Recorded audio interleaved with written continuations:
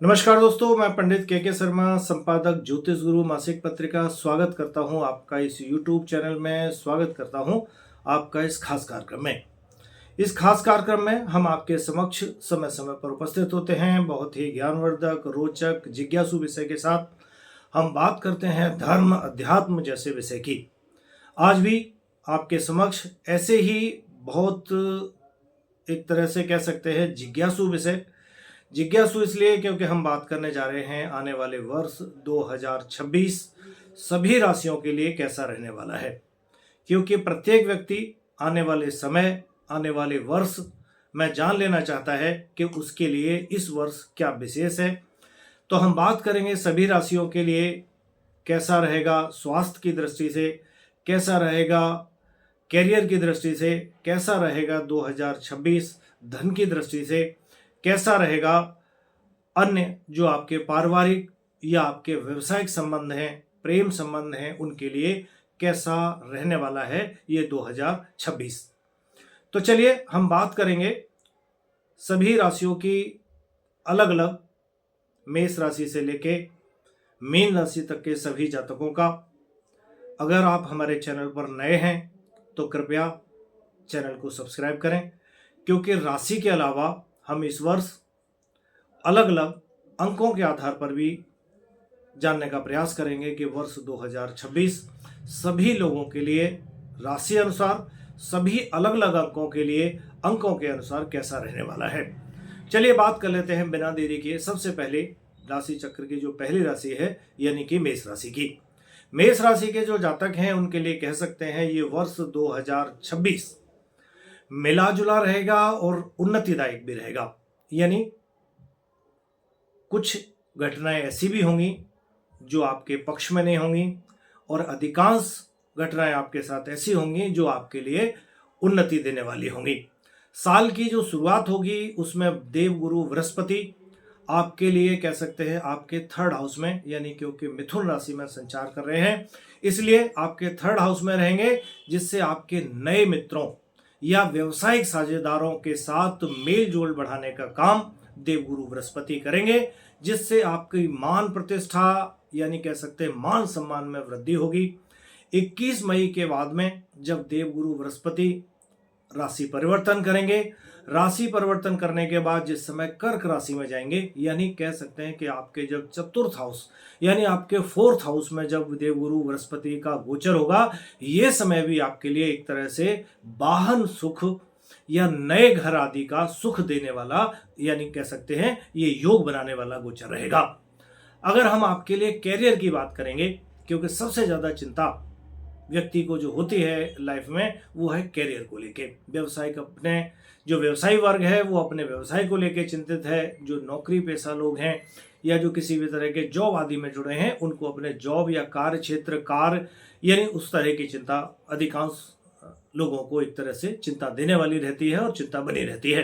तो अगर हम आपके कैरियर की बात करें और फाइनेंस की भी बात कर लेते हैं साथ के साथ ही, तो मई से पहले जिस समय देवगुरु बृहस्पति की कृपा आपके कार्य क्षेत्र में अच्छा संपर्क बनाने में मदद करेगी, यानी ये कह सकते हैं कि जब आपके फोर्थ हाउस में देवगुरु बृहस्पति होंगे उस समय आपके कैरियर हाउस को देखेंगे तो वहां से आपका जो कैरियर का क्षेत्र होगा वहां पर एक तरह से नई पहचान देने का काम देवगुरु बृहस्पति करेंगे। वहीं शनिदेव जो होंगे वो उनके प्रभाव से, यानी शनि के प्रभाव से क्या रहेगा कि आपकी यात्राएं होंगी, कुछ आपके लिए फालतू खर्चे भी बढ़ सकते हैं। यानी कि आपको उस समय अपना बजट बना के चलना होगा। जैसे शुरू में ही हमने कहा कि इस वर्ष आपके लिए ये यानी 2026 जो रहेगा वो मिला जुला रहेगा।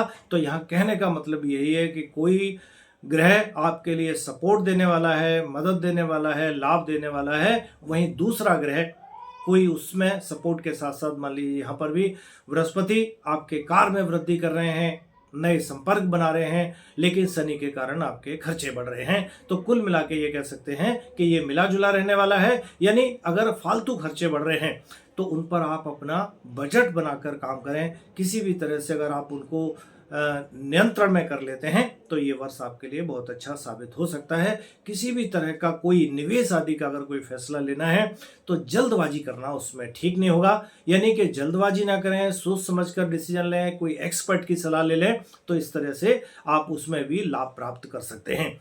21 मई के बाद में यानी कि जो संपत्ति या वाहन या कह सकते हैं कि आर्थिक लाभ आपको इस तरह के योग बनेंगे।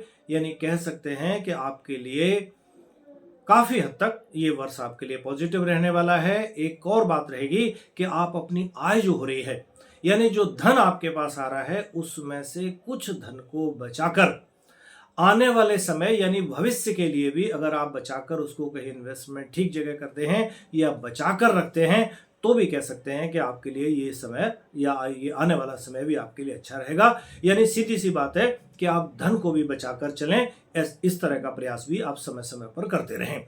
अगर हम आपके रिलेशनशिप की बात करें, लव लाइफ की बात करें, तो कह सकते हैं कि शुरुआत के जो वर्ष का जो आरंभ होगा, जो शुरुआत के महीने होंगे, उसमें कुछ नए दोस्त आपके जो बनेंगे और वो आपके लिए जो आपके छोटे मोटे प्रोजेक्ट्स होंगे या कहेंगे कि आपको किसी भी तरह की उनके द्वारा मदद मिल सकती है। यानी जो शुरुआत में जो आपके महीनों में जो दोस्त आदि बनेंगे, नए लोग जो आपके संपर्क में आएंगे, वो आपके लिए मददगार साबित होंगे। यानी आपके कार्य प्रोजेक्ट में वो आपकी मदद कर सकते हैं। यदि आपको किसी कारण काम के सिलसिले में घर से दूर जाना पड़ता है या कोई इस तरह की यात्रा करनी पड़ती है या यात्रा करते हैं, तो प्रयास करिए कि अपने घर परिवार के जो लोग हैं उनके साथ निरंतर संपर्क में बने रहें। मई के अंत में घरेलू जो उपकरण होते हैं या घरेलू सुख सुविधा की चीजें जो होती हैं उनमें बढ़ोतरी होगी या इस तरह की कोई खरीदारी आपकी हो सकती है, जिसके कारण आपके घर परिवार के रिश्ते और अधिक मजबूत होंगे और उनमें स्थिरता आएगी। अब एक बात और होती है जो बहुत महत्वपूर्ण है, सबसे ज्यादा महत्वपूर्ण भी कह सकते हैं इसको, कि स्वास्थ्य की दृष्टि से आने वाला समय आपके लिए कैसा रहने वाला है, ये जानना भी बहुत जरूरी होगा। तो मेष राशि के जो जातक हैं या जिनकी मेष राशि है, उनके ऊपर इस वर्ष कह सकते हैं कि कुछ ट्रैवल ज्यादा करना पड़ सकता है। इस तरह की कुछ अतिरिक्त जिम्मेदारियां रह सकती हैं, जिसके कारण आप थोड़ा सा अपने आप को थका हुआ महसूस कर सकते हैं या आपको थकावट थोड़ी फील हो सकती है। इसलिए जरूरी क्या रहेगा कि आप क्या करें, समय को निकालकर जो नींद है यानी कि आराम और नींद भी पूरी प्रॉपर लेंगे तो निश्चित रूप से आप इस थकान से भी मुक्ति पा सकते हैं। रोजाना प्रयास करिए बाहर का खाना ना खाएं, सिंपल साधारण खाना खाएं, साफ सुथरा पानी पिएं। और एक और चीज रहेगी कि जो टाइम टेबल है यानी खाने का जो टाइम टेबल है उसको निश्चित बनाकर रखें। टाइम पर डिनर करें, टाइम पर लंच करें, टाइम पर ही अपना सुबह का नाश्ता करें। तो ये इससे आपके जो पाचन आदि संबंधित समस्याएं आपको हो सकती हैं उनमें ये मददगार साबित होगा।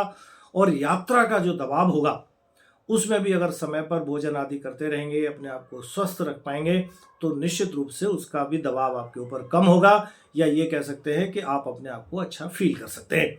मई के बाद कह सकते हैं जो आपकी पर्सनल लाइफ है यानी पति पत्नी के संबंध हैं या प्रेमी प्रेमिका के संबंध हैं, उसमें किसी भी तरह की कोई समस्या चल रही है तो वहां सहजता से काम लीजिए। यानी कि कहने का मतलब है सहजता से सभी संबंधों में जो हल्की फुल्की प्रॉब्लम्स चल रही हैं उनको भी आप दूर कर सकते हैं।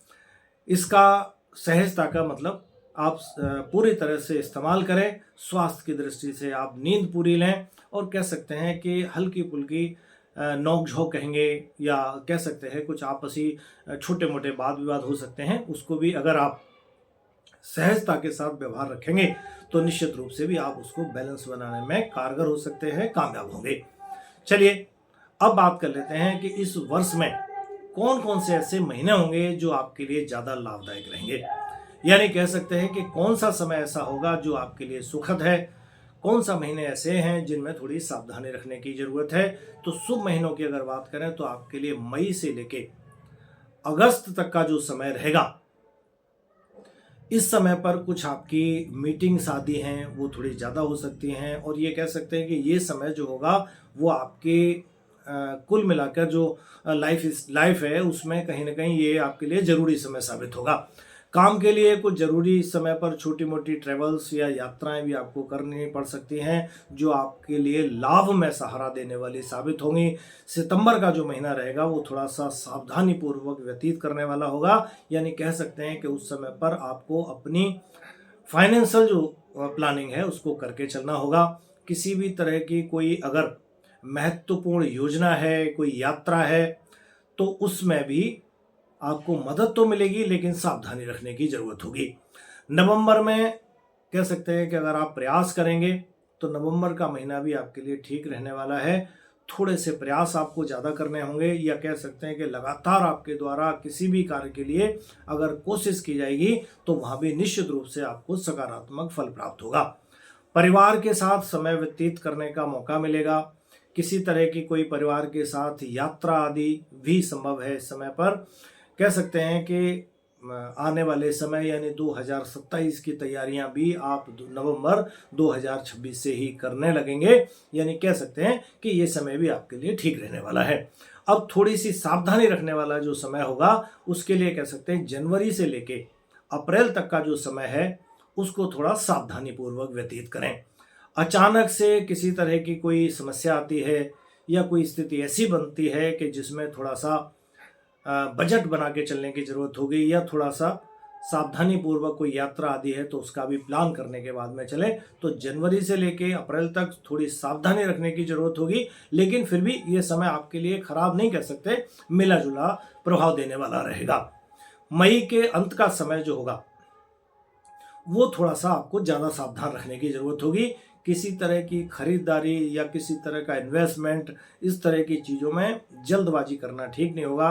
कहीं घूमने आदि जाने के लिए भी रैंडमली कोई प्लान, अचानक से कोई प्लान बिना सोचे समझे इस अवधि में बनाना भी आपके लिए कह सकते हैं नुकसानदायक या बहुत ज़्यादा खर्चीला साबित हो सकता है।